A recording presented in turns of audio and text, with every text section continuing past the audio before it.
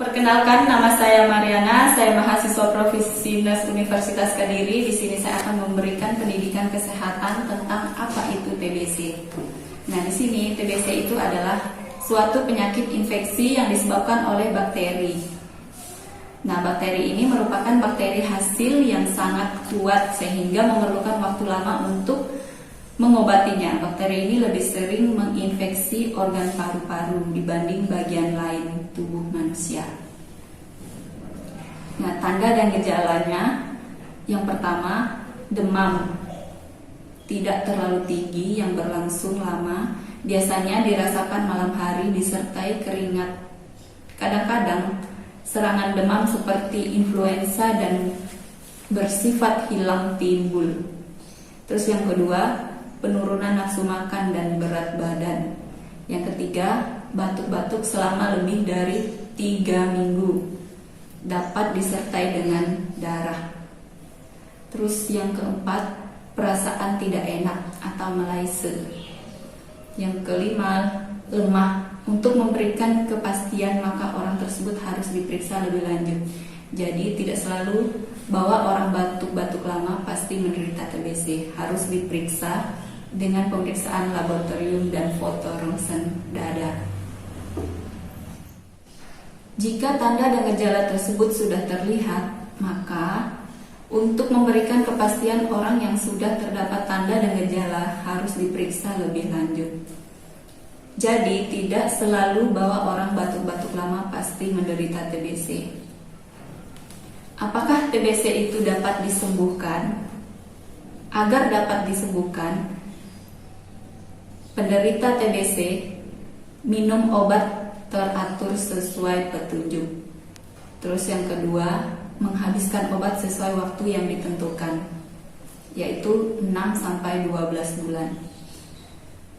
Selanjutnya, makan makanan bergizi.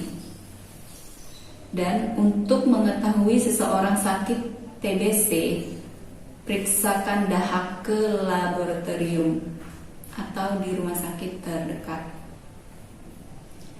TBC menular melalui media apa saja dan rata-rata berapa lama gejala timbul setelah orang terpapar kuman TBC. Nah, pada umumnya adalah melalui percikan dahak penderita yang keluar saat batuk. Nah, beberapa ahli mengatakan bahwa air ludah juga bisa menjadi media perantara. Bisa juga melalui debu, alat makanan atau minum yang mengandung kuman TBC. Kuman yang masuk dalam tubuh akan berkembang biak lamanya dari terkumpulnya kuman sampai timbulnya gejala penyakit dapat berbulan-bulan sampai tahunan. Apakah kena udara pagi terus-menerus dan merokok dapat menyebabkan TBC? Nah, kena udara pagi terus-menerus tidak terlalu bermasalah dalam hal penularan TBC. Sedangkan merokok itu dapat menurunkan daya tahan dari paru-paru sehingga relatif akan mempermudah penularan TBC. Nah, apakah penyakit TBC itu diwariskan secara genetik? Penyakit TBC tidak diwariskan secara genetik. Karena penyakit TBC bukanlah penyakit turunan. Hanya karena penularannya adalah melalui percikan dahak yang mengandung kuman TBC, maka orang yang hidup di dekat dengan penderita TBC dapat tertular. Mengapa pengobatan TBC memerlukan waktu yang lama? Karena bakteri TBC dapat hidup berbulan-bulan walaupun sudah terkena antibiotika, atau bakteri TBC memiliki daya tahan yang kuat sehingga pengobatan TBC memerlukan waktu antara 6-9 bulan. Walaupun gejala penyakit TBC sudah hilang, pengobatan tetap harus dilakukan sampai tuntas karena bakteri TBC sebenarnya masih ada dalam keadaan aktif dan siap membentuk resistensi terhadap obat. Kombinasi beberapa obat TBC diperlukan karena untuk menghadapi kuman TBC yang berada. Bagaimana bila penderita TBC tidak mengkonsumsi obat secara teratur? Nah, hal ini akan menyebabkan tidak tuntasnya penyembuhan sehingga dikhawatirkan akan timbul resistensi bakteri TBC terhadap antibiotika sehingga pengobatan akan semakin sulit dan mahal. Nah, apakah TBC berbahaya untuk anak-anak? TBC pada anak dapat menyebabkan pertumbuhan berat badan dan tubuh anak akan terhambat. Begitu juga perkembangan kemampuannya. Terus yang kedua, gangguan kesehatan hati akibat penggunaan obat TBC yang lama. Yang ketiga, gangguan interaksi dengan teman akibat kurang percaya diri dan takut dijauhi teman. Yang ketiga, penyebaran infeksi bakteri TBC ke seluruh tubuh termasuk radang otak, radang usus, radang tulang belakang. Bisakah penyakit TBC disembuhkan secara tuntas? Bagaimana caranya? Nah, penyakit TBC bisa disembuhkan secara tuntas apabila penderita mengikuti anjuran tenaga kesehatan untuk minum obat secara teratur dan rutin sesuai dengan dosis yang dianjurkan, serta mengonsumsi makanan yang bergizi cukup untuk meningkatkan daya tahan tubuhnya. Nah, apakah orang yang telah sembuh dari TBC dapat terjangkit kembali? Dapat terjangkit. Karena setelah sembuh dari penyakit TBC tidak ada kekebalan seumur hidup. Jadi bila telah sembuh dari penyakit TBC kemudian tertular kembali oleh kuman TBC, maka orang tersebut dapat terjangkit kembali.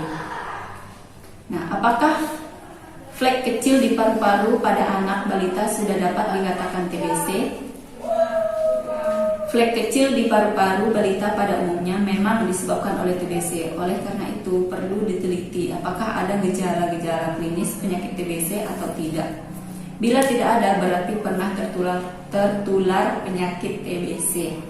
Tapi karena daya tahan tubuhnya tinggi sehingga tidak bergejala atau saat ini anak tersebut sudah sembuh dari penyakit TBC. Mungkinkah terkena penyakit TBC bila kita hidup di lingkungan yang bersih?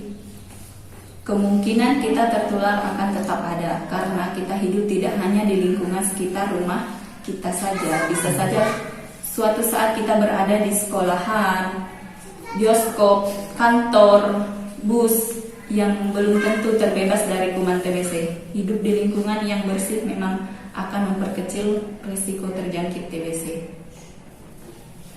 Nah, bagaimana sikap kita bila rumah terdapat anggota keluarga yang menderita TBC? Yang pertama, kita bawa pasien ke dokter untuk mendapat pengobatan secara teratur. Awasi minum obat secara ketat dan beri makanan bergizi. Sirkulasi udara dalam rumah juga harus baik. Hindari kontak dengan percikan batuk penderita. Jangan menggunakan alat-alat makan atau minum atau mandi bersamaan. Nah, yang perlu kita ketahui, kenali risiko TBC secara dini.